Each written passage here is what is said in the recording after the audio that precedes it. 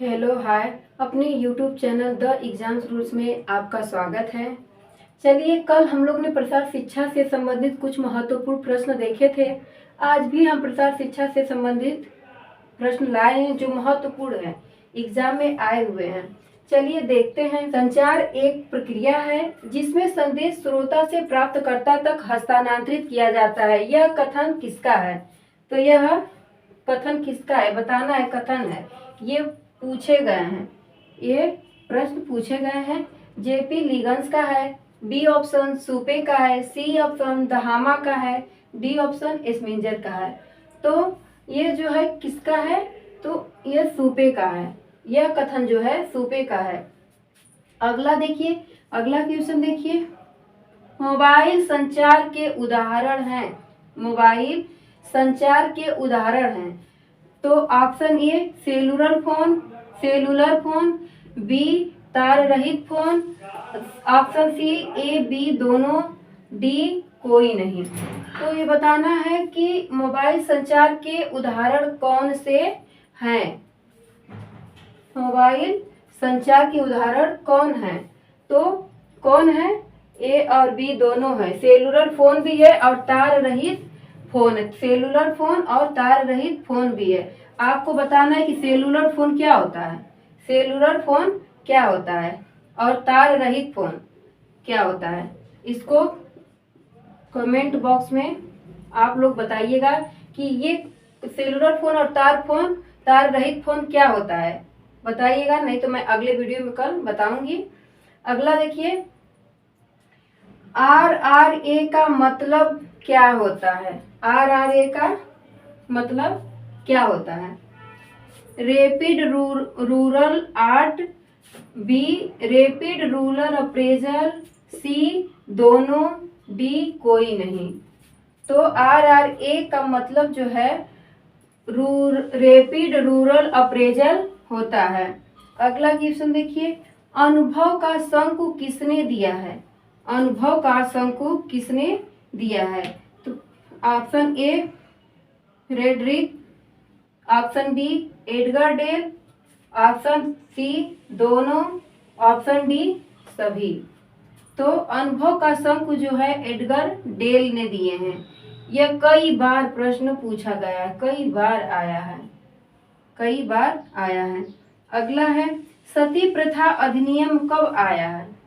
सती प्रथा अधिनियम कब आया? 1929 में, बी 1829 में, सी 1946 में, डी 1950 में। तो यह सती प्रथा अधिनियम जो है 1829 में आया था। एक क्वेश्चन आपको बताना है कि बाल विवाह अधिनियम कब आया था? बाल विवाह अधिनियम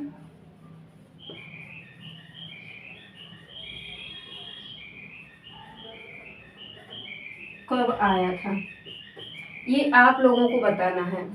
देखिए देखिए अगला क्वेश्चन, ट्राइसेम योजना है।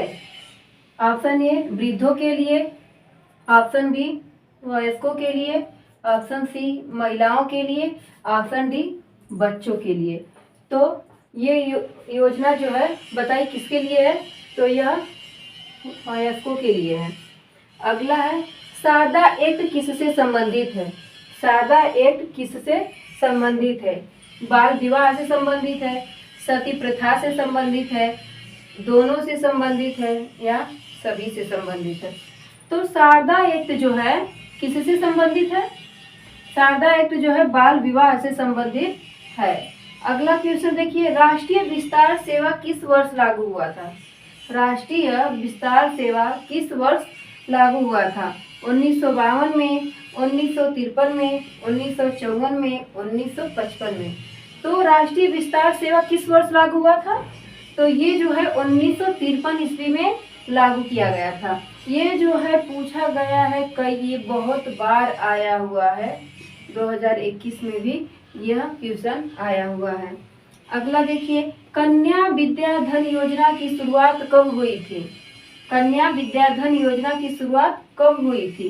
तो ऑप्शन ए 28 सितंबर 2012 को, 27 सितंबर 2012 को, 29 सितंबर 2012 को, या कोई नहीं। तो बताइए कन्या विद्याधन योजना की शुरुआत कब की गई थी? तो यह जो है 27 सितंबर 2012 को इसकी कन्या विद्याधन योजना की शुरुआत की गई थी। अगला क्वेश्चन देखिए, मारथंडम प्रोजेक्ट की शुरुआत कब और कहाँ हुई थी? मारथंडम प्रोजेक्ट की शुरुआत कब और कहाँ हुई थी? तो 1947 मद्रास में, ऑप्शन बी 1928 केरल में, ऑप्शन सी 1928 गुजरात में, ऑप्शन डी 1930 मद्रास में। तो मारथंडम प्रोजेक्ट की शुरुआत कब और कहाँ हुई थी? तो कहाँ हुई थी? 1928 केरल में हुई थी। और यह किसके द्वारा हुई थी? यह किसके द्वारा किया गया था? इसका नाम बताना है कि किसके द्वारा किया गया था। देखिए अगला क्वेश्चन देखिए, इफेक्ट ऑफ कम्युनिकेशन संबंधित है। इफेक्ट ऑफ कम्युनिकेशन किससे संबंधित है? ऑप्शन ए दहामा, ऑप्शन बी सुपे, option C Lasswell, option D लिगन। तो इफेक्ट ऑफ कम्युनिकेशन किससे संबंधित है? तो इफेक्ट ऑफ कम्युनिकेशन जो है लास्वेल से संबंधित है।